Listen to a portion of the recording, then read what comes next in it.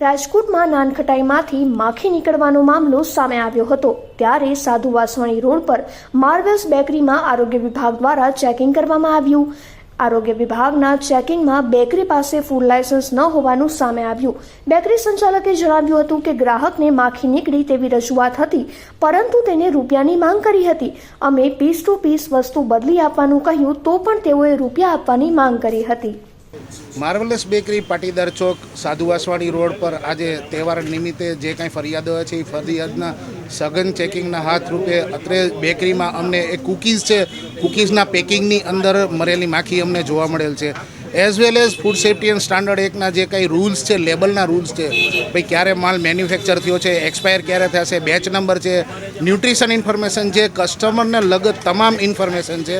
આ પ્રકારનું લેબલિંગ કોઈ પણ જાતની પ્રોડક્ટ ઉપર અમને જોવા મળેલ, જેમ કે બ્રેડ છે, કૂકીઝ છે, પછી ખારી છે, આ કોઈ પણ વસ્તુ ઉપર જે ફૂડ સેફ્ટી સ્ટાન્ડર્ડ એકના જે લેબલિંગ પ્રોવિઝનના જે નિયમો છે એ નિયમો મુજબ કોઈ પણ જાતનું લેબલિંગ નહોતું। ઇવન મેન્યુફેક્ચર યુનિટ છે તો મેન્યુફેક્ચર યુનિટના જે કાંઈ નોર્મ્સ હોય એ નોર્મ્સને એ લોકો ફોલો નહોતા કરતા, પ્રોડક્ટ વેચતા હતા।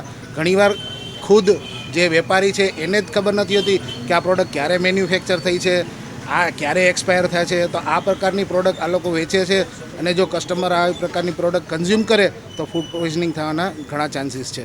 મારું નામ જતીન પટેલ છે, માર્વેલસ બેકરીનો સંચાલક છું, માલિક છું।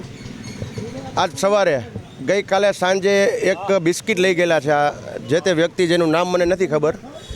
એ વ્યક્તિ પૂરેપૂરી મતલબ કે સફાઈમાં કચરા પોતાથી લઈ ઇન્સેક્ટ કિલર સાથે બધી વસ્તુ રાખેલ છે। હું છતાં તમે માગો તો કેમેરામાં એ વસ્તુ દેખાડવા માટે તૈયાર છું, એટલી ધ્યાન રાખવા છતાં અન્વયે એક માખી એમાં આવી ગયેલ છે।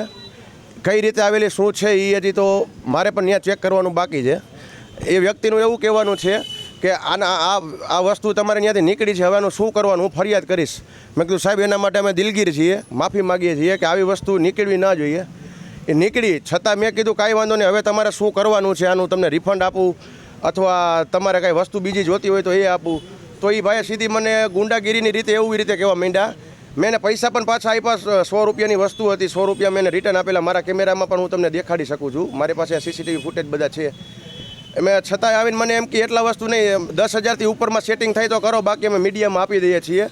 હવે એક માણસ સવારના 8 વાગ્યાથી સાંજના 10 વાગ્યા સુધી જો મહેનત કરતો હોય, મજૂરી કરતો હોય, તો એને 10,000 રૂપિયા કઈ રીતે કરવા? જો આવી જ રીતે રાજકોટની અંદર નાના સંચાલકો, નાના ધંધાર્થીઓને દબાવવામાં આવશે તો એ વ્યક્તિ તો ઠીક, વસ્તુ પણ વ્યાજબી ન કહેવાય। થોડુંક પ્રશાસન પણ અમને સહયોગ આપે। અમે કોઈ પણ વ્યક્તિ જે મહાનગરપાલિકાની ગાઈડલાઈન છે, કોઈ પણ નિયમ છે, એના માટે સંપૂર્ણપણે જે કાંઈ છૂટતું હોય અમારાથી એ નિયમ પાળવા અને એની ગાઈડલાઈનને ફોલો કરવા માટે અમે સંપૂર્ણપણે હું ખાતરી આપું છું કે એક વીકની અંદર તમારે કોઈ પણ વ્યક્તિને ફરીથી પાછું આવીને કોઈ પણ વ્યક્તિને નિયમની ગાઈડલાઈનનું ફોલોઅપ જે જોતું હોય એ હું આપી દઈશ।